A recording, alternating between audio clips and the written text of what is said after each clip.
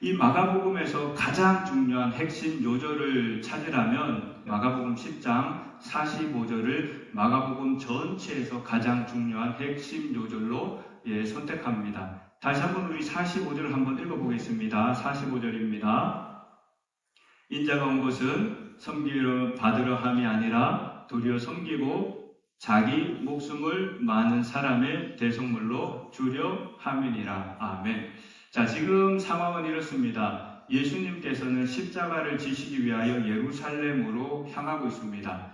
예루살렘으로 향하고 있는데 제자들의 마음은 어떤가 하면은 이제 예수님께서 예루살렘에 들어가면 예수님께서 정말 대단한 일을 이룰 것이고 로마를 쫓아내고 이스라엘의 나라를 회복하실 것을 믿고 있습니다. 여기서 중요한 것은요, 이런 거예요. 방향은 같은데 가지고 있는 생각이 다른 거죠. 그래서 35절을 보세요. 35절 세베대 아들 야고보와 요한이 주께 나와 여짜오되 선생님이여 무엇이든지 우리의 구하는 바를 우리에게 하여 주시기를 원하나이다. 지금 제자들의 마음은 예수님에게 무엇을 구하고 있었어요. 무엇을 구하고 있었냐면 이르시되 너희에게 무엇을 하여 주기를 원하느냐 예수님께서 물어보았죠. 그때 37절에 여짜오되 주의 영광 중에서 우리를 하나는 주의 우편에 하나는 좌편에 앉게 하여 주시옵소서. 지금 제자들이 바라는 것은 무엇일까요? 세상 영광이죠. 이제 예수님께서 이루실 그 하나님 나라의 영광 가운데 좋은 것들을 먼저 취하기를 원하고 있습니다. 그때 예수님께서 이렇게 말씀하세요. 예수께서 가라사대 너희 구하는 것을 너희가 알지 못하는도다. 지금 예수님께서 십자가에 행하실 일이 무엇인지 제자들이 알지 못하는 거예요. 물론 어느 정도는 알았겠죠. 왜냐하면 예수님과 제자들이 사람이 많지 않았기 때문에 예수님과 12명의 제자들이 예루살렘에 들어가서 그 대제사장과 성전의 권세를 다 물리치시고 로마 군병을 물리치신다면 어느 정도 고난은 당할 거라고 당연히 생각할 겁니다. 그죠? 우리가 신앙생활 하다 보면 어느 정도 고난은 당할 수 있다고 생각을 하죠. 그러나 예수님이 하셨던 말씀은 감히 감당할 수 없는 고난이었어요. 그것은 창조주께서 하나님의 사람으로 이 땅에 오셔서 친히 우리를 위해서 십자가를 지셔야만 하는 고난이었습니다. 그래서 이렇게 말씀하시죠. 너희가 나의 마시는 잔을 마시며 나의 받을 세례를 받겠느냐. 이 예수님이 받으시는 잔은 하나님의 진노의 잔이었습니다. 그래서 이 진노의 잔을 설명할 때는 여러분 한 사람 한 사람의 죄가 다 담고 있는 잔이에요. 아담 이후로 온 인류 가운데 하나님 앞에 범죄한 하나님의 구원을 위한 인간의 모든 죄악이 다 담겨진 진노의 잔입니다. 이 진노의 잔이 얼마나 더럽고 냄새나고 예수님께서도 멀리하고 싶었냐면 마지막 겟세마네 기도에서도 아버지여 할 수만 있거든 이 잔을 내게서 멀리하옵소서. 그러나 내 뜻대로 마시고 아버지의 뜻대로 하옵소서. 아멘. 여러분 이것이 참된 신앙인 줄 믿습니다. 그러나 내 뜻대로 마시고 아버지의 뜻대로 하옵소서. 그래서 우리가 하나님의 은혜 가운데 지금 예배하고 있지 않습니까? 그런데 예수님께서요 놀라운 예언을 하세요. 저희가 제자들이 뭐라고 고백하냐면 할 수 있습니다. 할 수 있습니다. 왜냐하면 그들은 왜 할 수 있냐고 고백했냐면 그들이 이제 받을 그 영광이 너무 중요했기 때문이에요. 그래서 할 수 있습니다. 그랬더니 예수님께서 이렇게 말씀하십니다. 예수께서 이르시되 너희가 나의 마시는 잔을 마시면 나의 받는 세례를 받으려니와. 그래서 여러분 기도를 잘 하셔야 돼요. 할 수 있습니다. 그 잔과 세례를 받을 수 있습니다. 했더니 예수님께서 그렇다면 너희도 내가 받는 잔과 세례를 받을 것이다. 이게 궁극적으로 말하면요. 야고보와 요한이거든요. 야고보는 예수님 부활하신 이후에 한 10년 후에 최초의 수교자입니다. 그죠? 그리고 요한은 어떻습니까? 요한은 물론 하나님의 특별한 섭리 가운데 순교는 하지 않았습니다. 그러나 그는 반모섬에 유배가 되어서 거의 가장 오래 살았지만 반모섬에서 요한계시록을 쓰고 요한복음을 쓰고 그죠? 하나님은 사랑이시다 이런 서신서를 쓰게 되죠. 정말 이 말씀 그대로 12명의 제자들은 모두 다 순교를 했어요. 예수님처럼 그 잔을 받았고, 그리고 예수님처럼 그 세례를 받았습니다. 예수님께서 받으신 세례가 뭐죠? 예수님께서 받으신 세례는 보혈의 세례잖아요. 그 머리에서부터 가시면류관이 예수님의 머리에 이렇게 들어가고, 그래서 머리에서부터 발끝까지 예수님은 피를 흘리셨어요. 그게 바로 예수님이 받을 세례였습니다. 그리고 요한이나 이 야고보가 바로 그 세례를 예수님과 같이 받게 되었습니다. 그리고 나서 또 예수님께서는요, 지금 제자들이 원하는 예루살렘에서 일어날 때 예수님께서 만왕의 왕으로서 겟세마네 만왕의 왕으로서 골고다 언덕에 서실 때 그 우편과 좌편에 대해서 예언하시는 말씀이에요. 그 우편과 좌편을 뭐라고 예언하십니까? 40절에 보시면 내 좌우편에 앉는 것은 나의 줄 것이 아니라 누구를 위하여 예비되었든지 그들이 얻을 것이니라. 누가 예비되어 있었어요? 예수님의 좌편과 우편에 두 명의 강도였죠. 예수님의 좌편과 우편에 예비되어 있던 사람은 두 명의 강도였습니다. 그리고 예수님도 그 강도와 같이, 죄인과 같이 그 십자가의 골고다 언덕에 세워지셨습니다. 그랬는데요, 41절 보세요. 만일 이것이 그들이 받을 고난이라면 제자들이 너희가 해라 이러겠죠. 그죠? 그런데 제자들은요, 지금 분이 났어요. 왜 분이 났나요? 이런 제자가 듣고 야고보 요한에 대하여 분이 여길 거는. 왜냐하면 지금 그 10명의 제자는 자기들도 좋은 자리를 갖고 싶은데 야고보와 요한이 마태복음 20장에 보시면요, 야고보와 요한만 온 게 아니라 엄마도 같이 왔어요. 그때도 치맛바람이 있었나 봐요. 아마 그 엄마가 이렇게 하지 않았으면은 야고보와 요한이 안 이랬을 수도 있을 것 같아요. 그래서 제가 좀 찾아봤어요. 지금 마가복음에서는 그 야고보와 요한만 있는데 마태복음에서는 그 어머니가 예수님께 요청했다고 나오거든요. 그럼 어떤 뜻이냐면 그러나 예수님이 말씀하시는 질문에 대한 대답의 대상은 두 명의 제자들이었어요. 그러니 결국은 종합적으로 보면 어머니와 함께 이 야고보와 요한이 셋이서 예수님께 청탁을 하는 거예요. 이게 아주 세상적인 방법이죠. 그렇게 청탁을 하게 됩니다. 그리고 예수님 제자들이 분하여 있길래 그때 예수님께서 제자들을 다 불러다가 하시는 말씀이 가장 중요한 오늘 본문의 말씀입니다. 아멘. 우리에게 필요한 것은 예수 그리스도의 사랑인 줄 믿습니다. 그래서 오늘은요, 말씀의 중심을 제가 이미 배경을 설명드렸고 예수님이 누구신가에 대해서 여러분과 함께 은혜를 나누기를 원합니다. 왜냐하면 우리가 아는 것처럼 이와 같은 야고보도 사도 요한도 결국은 예수님의 길을 따라가게 되었습니다. 어떻게 예수님의 길을 따라가게 되었을까요? 십자가의 사랑을 알고 난 이후에, 참된 복음의 능력을 경험한 이후에 예수 그리스도께서 걸어가신 그 생명의 길을 함께 걸어간 줄 믿습니다. 오늘 본문 말씀에서 45절 보시면 인자에 온 것은 섬김을 받으려 함이 아니라 도리어 섬기려 하고 자기 목숨을 많은 사람의 대속물로 주려 함이니라. 자, 오늘은 성경을 좀 찾아보겠습니다. 먼저 인자라는 단어가 너무나 중요하기 때문에 인자의 표현에 대해서 한번 찾아보도록 하겠습니다. 인자에 대한 표현은 다니엘서 7장입니다. 다니엘서 7장 13절, 14절을 한번 찾아서 읽어보도록 하겠습니다.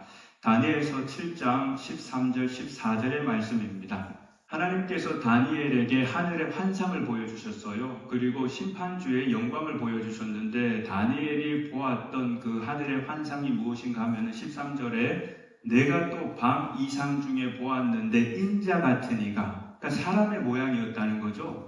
그 심판주가 인자 같은 이가 하늘 구름을 타고 와서 옛적부터 항상 계신 자에게 나와 그 앞에 인도되매. 옛적부터 항상 계신 자는 누구세요? 하나님이시죠. 그런데 그 하나님 옆에 인자 사람의 모양, 다니엘은 환상을 보는 거예요.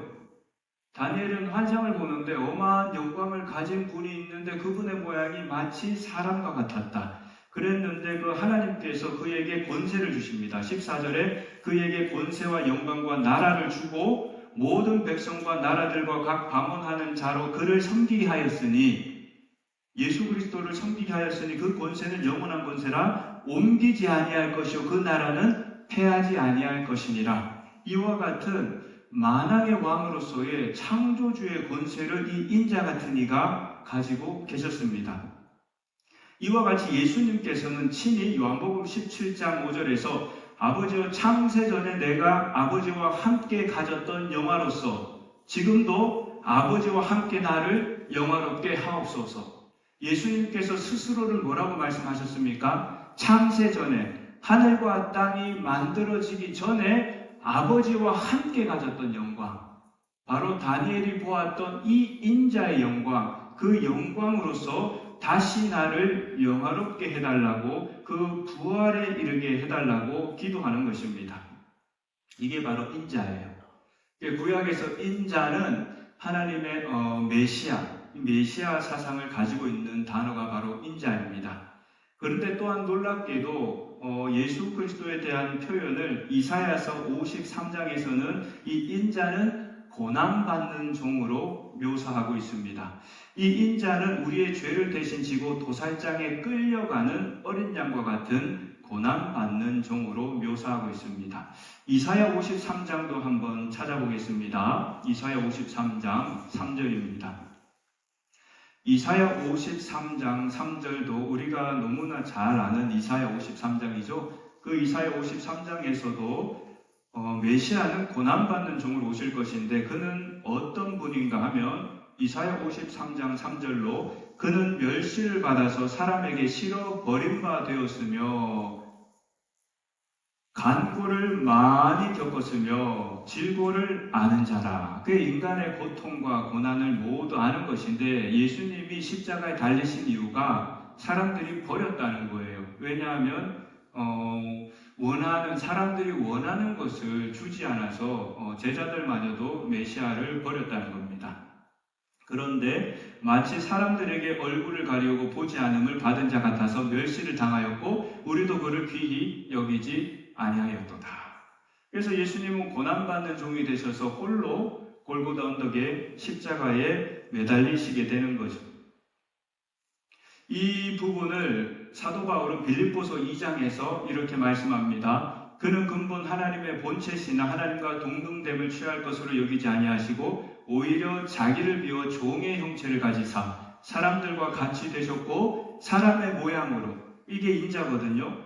사람의 모양으로 오셨다. 그리고 사람과 같이 되셨다. 그래서 자기를 낮추시고 죽기까지 복종하셨으니 곧 십자가에 죽으심이라. 할렐루야. 여러분, 예수 그리스도는 온 세상 만물을 다스리시고 창조하신 하나님이신 줄 믿습니다. 그분의 영광은 영원하세요. 그분의 영광은 쇠하지도 않고 그 나라는 흔들리지도 않습니다. 그와 같은 하나님께서 우리를 위하여 사람의 모양으로 나사 우리를 위하여 십자가에서 고난받기까지 하나님의 사랑을 확증해 주신 줄 믿습니다. 이것이 여러분과 저의 믿음의 반석이 되시기를 예수 그리스도 이름으로 축원합니다. 여기서 중요한 단어가 하나가 있습니다. 많은 사람의 대속물로 주려 함이라. 대속물. 이 대속물이라는 단어가 원어로는 리트론이라는 단어입니다. 그런데 이 대속물은 정말 복음을 설명하는 귀한 단어예요. 그래서 이 리트론, 대속물이라는 단어는 예수님께서 스스로를 말씀하실 때 나는 이 땅에 섬김을 받으러 온 것이 아니라 이 땅에 많은 사람들을 섬기기 위하여 내 목숨을 대속물로 주기 위하여 왔노라. 이렇게 말씀해 주셨어요.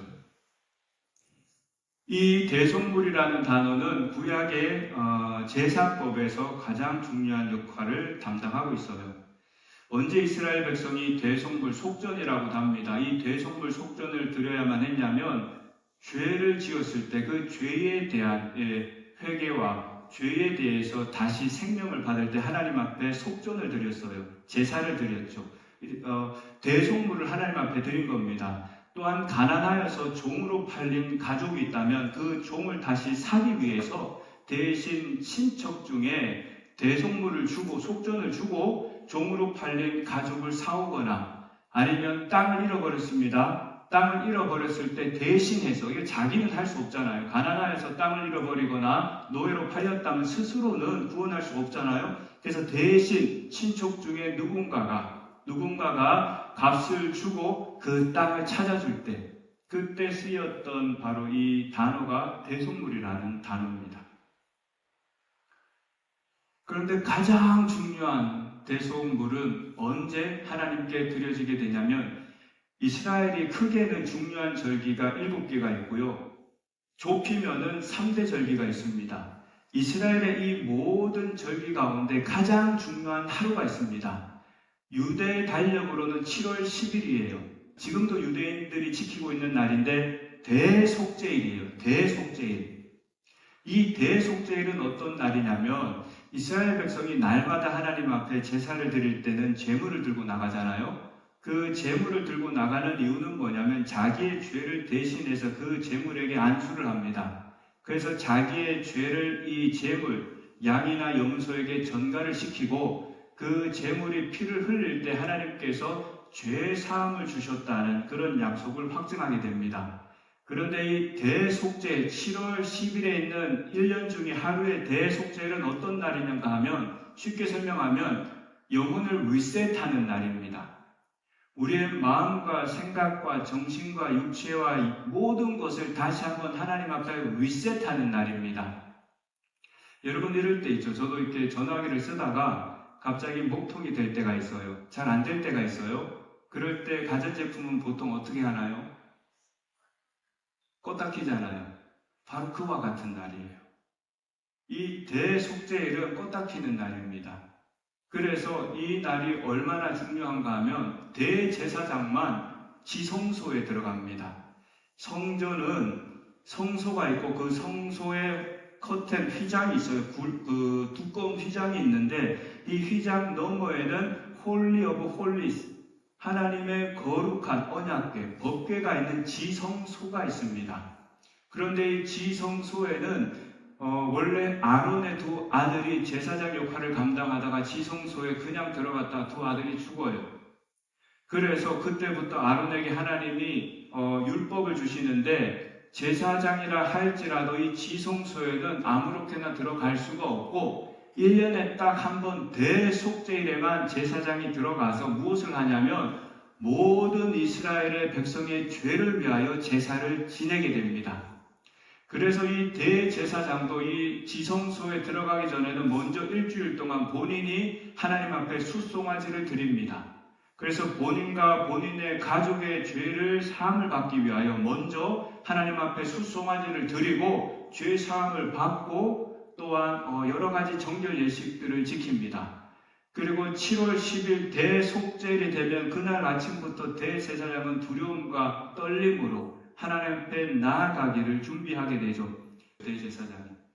그리고 대제사장이 하나님 앞에 나아가서 예배를 할 때는 예봇을 입었습니다. 예봇. 이 예봇은 무엇이냐면 정말 보석과 각 종류의 보석으로 제사장의 권능을 상징하는데 그 예복을 입고 하나님 앞에 제사를 드렸습니다.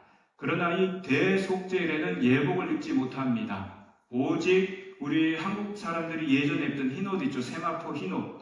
오직 거친 세마포, 그 흰옷만을 입고 하나님 앞에 나가게 됩니다. 왜 그렇습니까?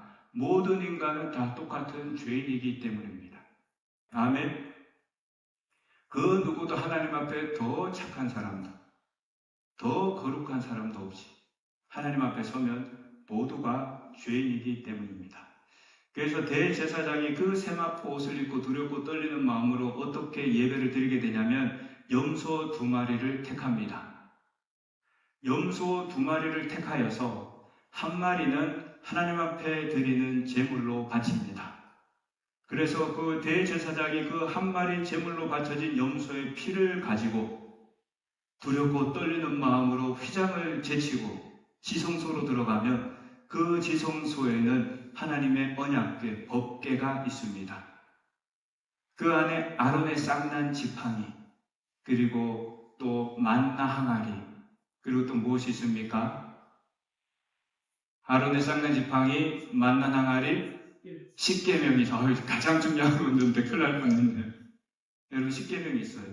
그런데 감사하게 그 뚜껑이 있잖아요. 언약궤 뚜껑. 이 뚜껑을 뭐라고 부르냐면 시온자라고 부릅니다. 속죄소라고 불러요. 이 언약 뚜껑에는 양쪽에 천사가 서로 마주보고 있습니다.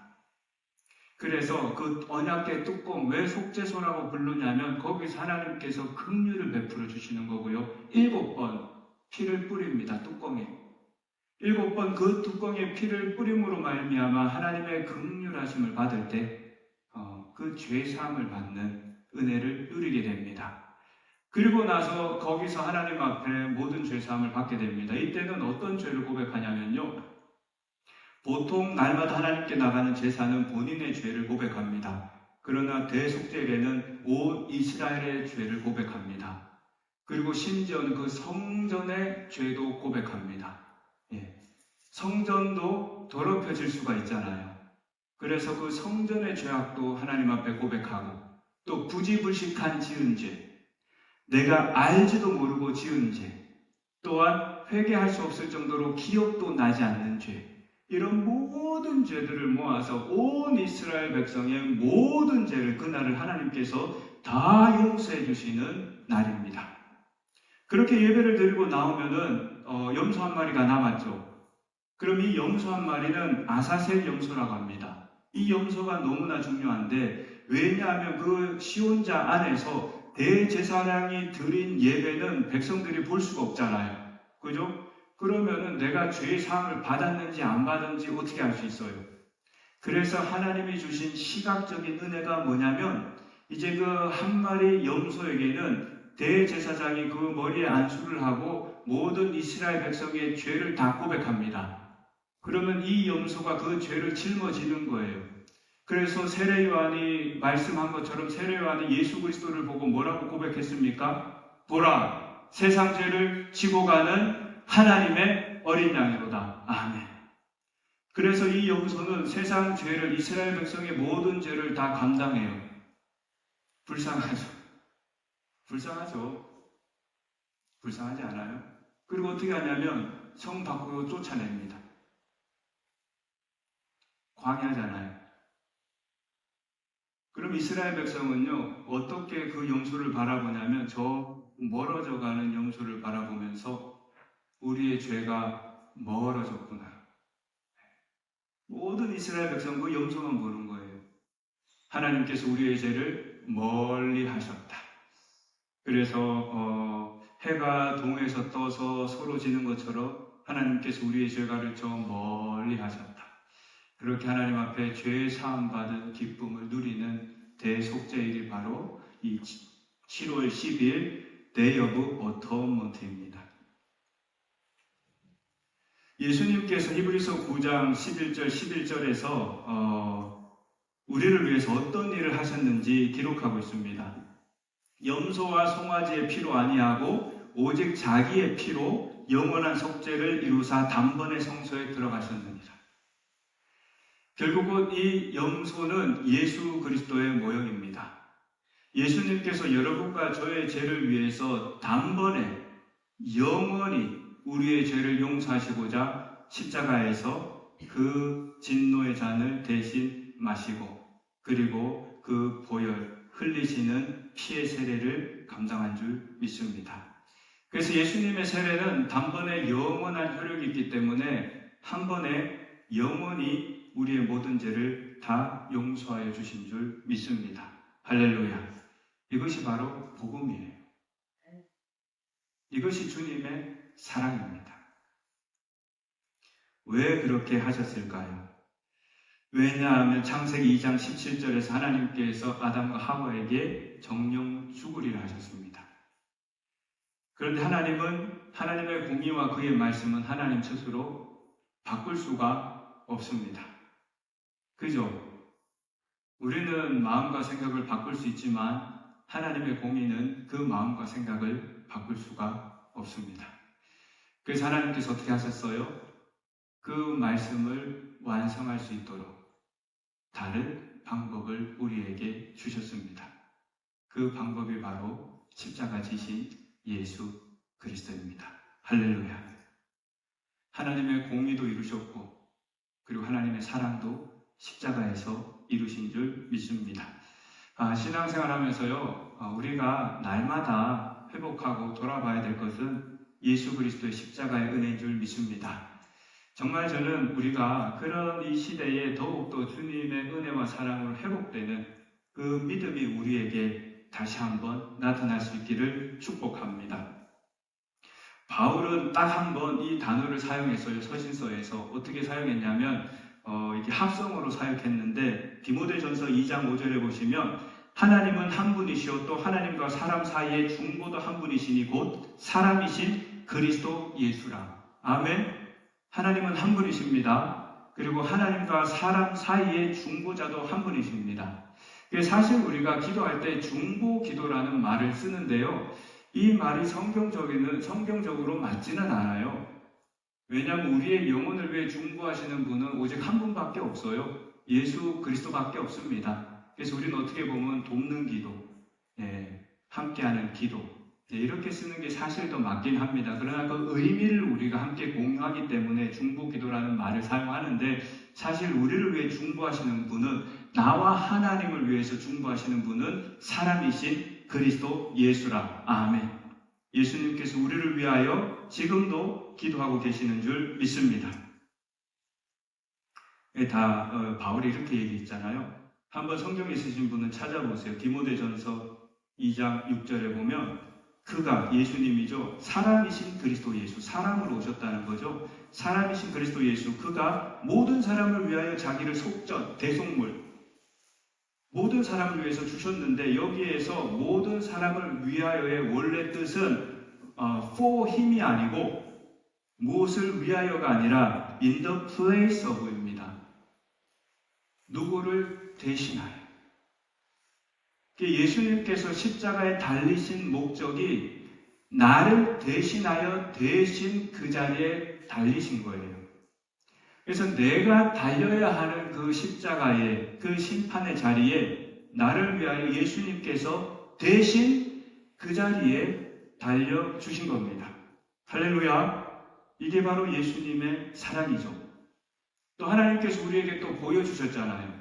예수님이 누구 대신 십자가를 지셨어요? 당시에 강도 바라바. 그죠? 예수님이 그 강도 바라바를 대신해서 십자가에 달리신 것처럼 예수 그리스도께서 십자가에 달리신 이유는 나를 대신해서 내가 달려야 할 그 자리에 예수님께서 대신 십자가를 지신 줄 믿습니다. 사랑하는 성도 여러분, 이 대속의 은혜를 믿으십니까? 정말 우리가 그 어떤 무엇으로도 우리의 의지나 노력이나 공로나 생각으로도 하나님께 다가갈 수 없다는 것을 알고 계십니까? 그러나 예수 그리스도의 은혜로 말미암아 우리가 죄 사함을 받아 하나님의 자녀가 되고 있음을 믿고 계십니까? 이 대속하다는 이 단어의 뿌리가 또 어디에서부터 파생하냐면요. 그 뿌리는 묶인 것을 풀어주다. 예수님께서 십자가에 우리를 위해서 대속하신 이유는 우리가 무언가에 묶여 있는데 그 묶인 것에서 우리를 풀어준 것입니다. 할렐루야. 우리가 예수님을 알기 전에 뭐에 묶여 있었어요? 죄와 사망에 묶여 있었죠. 또 예수님을 알기 전에 뭐에 묶여 있어요? 자기 욕망과 자기 사랑에 묶여 있죠. 때로는 과거의 상처와 아픔과 모든 관계와 이 모든 우리가 이 세상 가운데 묶여있는 이 모든 것에서부터 예수 그리스도께서 우리를 풀어 자유케 하신 줄 믿습니다. 그래서 안식일날 예수님께서 회당에서 예배를 드리시고 어떤 기적을 베풀어 주셨냐면 18년 귀신 들린 한 여인, 성경에서는 그 여인이 꼬부라져 있었다고 합니다. 여러분 한번 생각을 해보세요. 18년 귀신에 들려 허리가 꼬부러져 살아가는 그 여인이 있습니다. 그런데 예수님께서 그 여인을 고쳐주셨어요. 얼마나 그 회당의 영광이 충만했을까요? 안 충만했을까요? 회당장이 이렇게 얘기합니다. 화를 내면서. 아니, 감히 안식일날 일을 하다니. 인간이 그런 거거든요. 감히 안식일날 일을 하다니. 그러면서 예수님에게 화를 냅니다. 그때 예수님께서 이렇게 말씀하세요. 너희도 너희의 소나 나귀를 위해서 풀어다가 물을 마시게 하지를 않느냐. 그러니 예수님이 뭐라고 말씀하셨냐면 18년과 사단의 권세에 묶여있는 이 여인을 18년간 사단의 권세에 묶여있는 이 여인을 풀어 자유케 한 것이 합당하지 아니하냐. 아멘.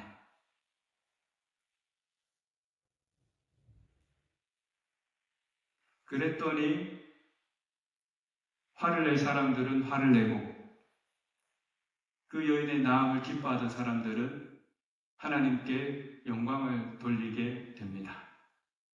사랑하는 여러분, 예수님께서 이 땅에 오신 이유는 우리를 풀어 자유를 주시려고 이 땅에 오신 줄 믿습니다. 예수님은 우리 자신을 위하여 살아가던 나로부터 하나님의 영광을 위하여 살아갈 수 있는 자유를 주신 줄 믿습니다. 그 자유는 주님을 섬길 수 있는 은혜입니다. 두 가지 적용을 드리고 마치도록 하겠습니다.